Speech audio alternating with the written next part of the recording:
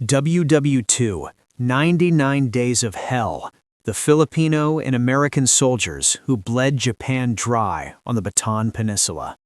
In early 1942, the war machine of Imperial Japan looked unstoppable. Its armies had steamrolled across Southeast Asia and the Pacific, and Allied forces were in full retreat everywhere. Hong Kong had fallen. Singapore, the supposedly impregnable fortress, would soon give up. And next on the list was a forgotten army of Filipino and American soldiers cornered on a small, jungle-choked peninsula in the Philippines. They'd already been written off by their commanders, left to their fate half a world away. The Japanese high command figured they'd surrender in weeks. After all, they were outnumbered, outgunned, and already starving. But they didn't. For 99 brutal days, against all possible odds, they refused to break. They held their ground with a ferocity that inflicted shocking losses on the invaders. For 99 days, this starving army forced an empire to do the unthinkable, halt its victory parade and divert its best troops to crush one single stubborn pocket of resistance. This is the story of how a tactical defeat became a priceless strategic victory. This is the story of the battling bastards of Bataan, the starving army that bled an empire dry and bought the world time it desperately needed. Chapter 1. The Setup, a doomed defense. Just hours after bombs fell on Pearl Harbor, Japanese forces hit the Philippines. It was a key strategic target. If Japan could control the Philippines, and specifically the incredible deep-water port of Manila Bay, it would have the perfect logistical hub to fuel its push south toward the oil-rich Dutch East Indies. The American commander on the ground was the larger-than-life General Douglas MacArthur. He was confident, maybe a little too confident, that his force of around 130,000 men could stop the invasion right on the beaches. The problem? The vast majority were undertrained Filipino reservists, stiffened by a small corps of American regulars, and his plan directly contradicted the established American strategy, War Plan Orange 3. For decades, U.S. military planners had wargamed this exact scenario. Their conclusion was grimly realistic. Defending all 7,000 islands of the Philippines was impossible. WW2 was a plan for a fighting retreat into the rugged, mountainous Bataan Peninsula. Covered in dense jungle, it was a natural fortress. From there, along with the fortified island of Corregidor at its tip, the defenders could deny Japan the use of Manila Bay. The plan was to hold out for 6 months, living off massive supply depots that were supposed to be pre-positioned on the peninsula, long enough for the U.S. Pacific Fleet to fight its way across the ocean with help. But because of MacArthur's new beach defense strategy, those vital supplies were never moved. When the main Japanese 14th Army, under Lieutenant General Masaharu Homma, landed in Lingayen Gulf on December 22nd, the defenses crumbled. Panic set in. A day later, MacArthur had to scrap his own plan and fall back on the old one: get to Bataan. That withdrawal was a masterclass in desperation. Under constant enemy pressure, the Phil-American forces pulled back, blowing bridges and fighting delaying actions, somehow funneling 80,000 soldiers and 26,000 civilians onto the peninsula by early January 1942. They had made it to their fortress. But the cost of that last-minute chaotic retreat was catastrophic. In the rush, they left behind almost all of the food, medicine, and ammunition that War Plan Orange 3 had counted on. The defenders of Bataan had enough food for maybe 2 months, not the 6th they would need, and as they'd soon learn, the Pacific Fleet, crippled at Pearl Harbor, was never coming. The stage was set for a siege, not of fortifications, but of the human body itself. Chapter 2. The Confrontation, the main line of resistance. General Homma, fresh off his victory in Manila, thought he'd sweep the rest of MacArthur's army aside in a few weeks. Imperial headquarters had only given him 50 days to take the entire island of Luzon. He figured his 65th Brigade, a unit meant for garrison duty, could handle the cleanup. It was a mistake he'd live to regret. The battle for Bataan began on January 7, 1942. The Japanese slammed into the first main defensive position, the Abu Kai Line, which stretched across the peninsula. And here, the combined American and Filipino forces, the USA FFE, found their footing.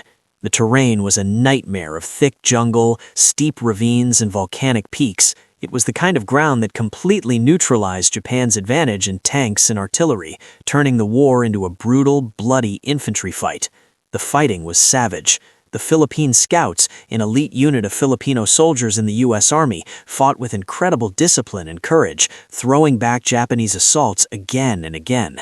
General Homa's troops, who were used to quick, easy victories, were stunned by how fiercely the defenders fought. They kept pushing, probing for a weakness, but the Phil-American line just bent, it didn't break. A key part of this phase was the Battle of the Pockets. Japanese units that managed to break through the main line quickly found themselves cut off from supply, surrounded, and hunted.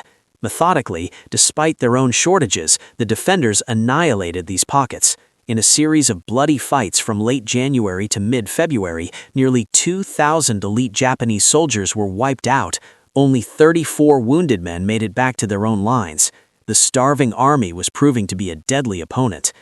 Among the defenders were units like the 192nd Tank Battalion, which included a company of men from places like Janesville, Wisconsin. They had just arrived in the Philippines before Thanksgiving, and now they were in an inferno, fighting hub to hub in their light M3 Stuart tanks to plug holes in the line.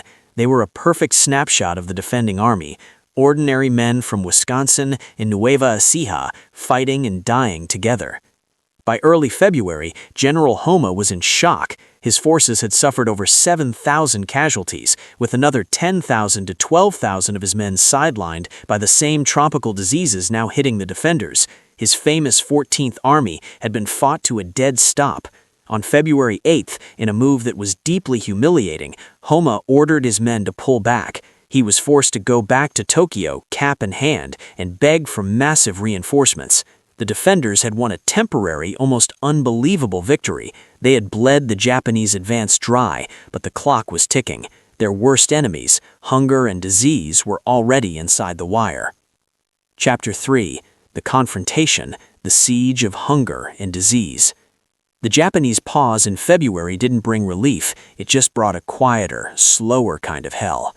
The weeks that followed were an agonizing descent into starvation and sickness. With the Japanese naval blockade making any resupply impossible, the grim math of hunger took over.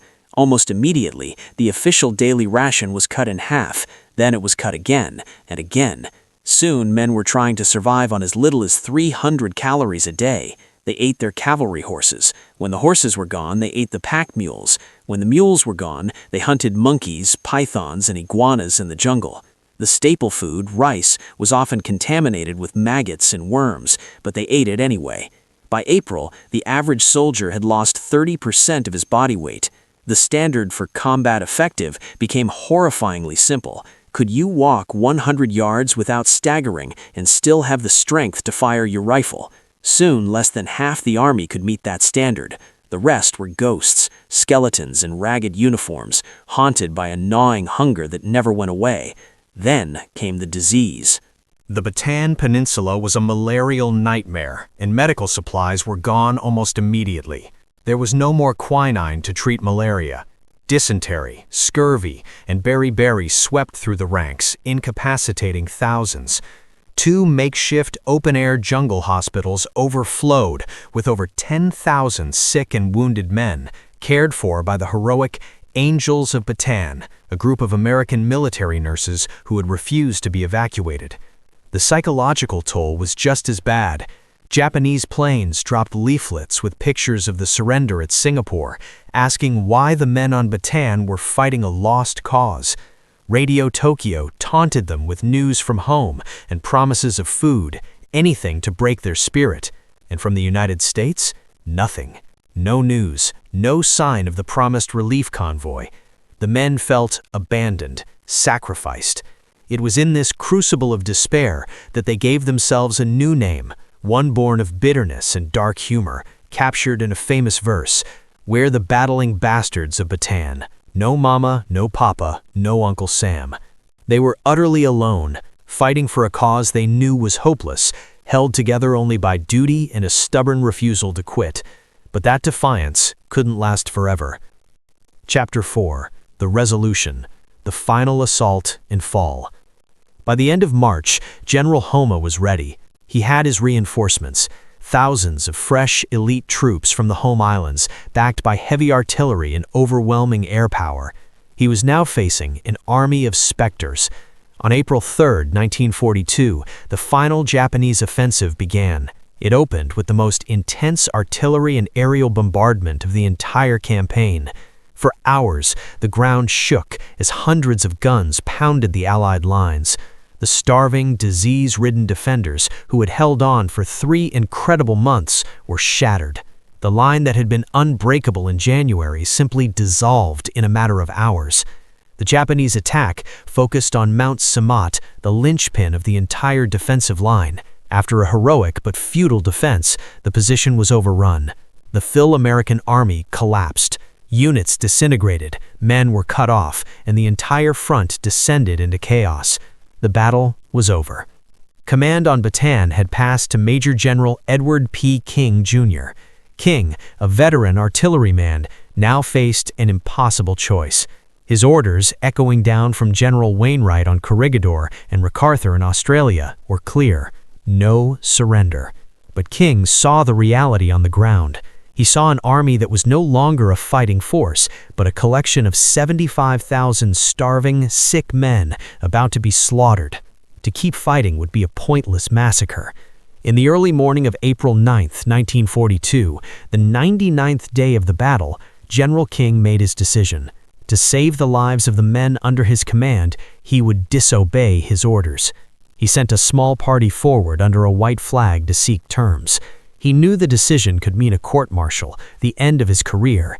He did it anyway. The surrender of Bataan was the single largest capitulation in American military history. For the 75,000 American and Filipino troops who laid down their arms, the battle was over. But a new, unimaginable hell was just about to begin. Chapter 5. The Aftermath. The Death March. The Japanese were completely unprepared for the sheer number of prisoners, nearly 75,000 men. Their own plans had anticipated less than half that. This catastrophic failure of planning, combined with the simmering rage many Japanese soldiers felt over their own heavy losses, created a formula for atrocity. The prisoners, already skeletal from months of starvation and disease, were ordered to march. From Mariveles, at the south tip of Bataan, they were forced on a brutal 65-mile trek north to a railhead at San Fernando. This became the Bataan Death March. The conditions were inhuman. The men marched under a blistering tropical sun with almost no food or water. Anyone who fell from exhaustion or sickness was beaten, bayoneted, or simply shot. Japanese guards, who viewed surrender as the ultimate dishonor, unleashed horrific brutality. There were random executions. The headings were common. Filipino civilians who tried to throw food to the marching columns were killed on the spot. At the Pontingan River, a group of around 400 Filipino officers who had just surrendered were systematically executed. At San Fernando, the ordeal wasn't over. The survivors were crammed into suffocating, unventilated boxcars, 100 or more men packed into cars built for 40. Many died from heat exhaustion or simply suffocated standing up. The train took them to Capas, where they were forced on another agonizing march to their final destination, Camp O'Donnell, a former Philippine army base. The camp was a death trap. Designed for about 10,000 men, it was now choked with over 50,000 prisoners. Thousands more would die there from disease, starvation, and neglect. Of the roughly 75,000 men who surrendered on Bataan, it's estimated that as many as 10,000 Filipinos and 650 Americans died on the march itself. In the months that followed at Camp O'Donnell, another 26,000 Filipinos and 1,500 Americans would perish. The fall of Bataan was a brutal, tragic defeat, but the sacrifice of their defenders was not in vain. Their heroic 99-day stand completely shattered Japanese war timetable. The 50 days that Tokyo had planned for the conquest of the Philippines stretched into months, tying up General Homa's veteran 14th Army when it was desperately needed for invasions of New Guinea and other Pacific islands. That delay, bought with blood and starvation, gave the Allies precious, irreplaceable time. It allowed Australia to bolster its defenses. It gave the U.S. Navy time to start recovering from Pearl Harbor and regroup for the pivotal battles that would turn the tide of the war, like the Coral Sea and Midway. The stand on Bataan became a powerful symbol of Allied defiance. At a time of nothing but defeat, the story of the starving army that refused to break inspired a nation. They were the battling bastards of Bataan, forgotten and sacrificed, but their legacy is one of a profound strategic victory. They proved that the Empire of Japan was not invincible, and in their 99 days of hell, they lit a candle of hope that would help guide the Allies to final victory. The story of the Pacific War is filled with incredible acts of heroism and sacrifice, many of which are now being forgotten. If you want to see more documentaries exploring these crucial but often overlooked battles, please subscribe to our channel and click the notification bell. And for those who want to directly support our work in bringing these stories to light, please consider joining our community on Patreon. Thank you for watching. My heartfelt thanks and gratitude for your support to our channel, the Knowledge Vault Center, by subscribing, liking, and commenting on our videos. Good luck and God bless.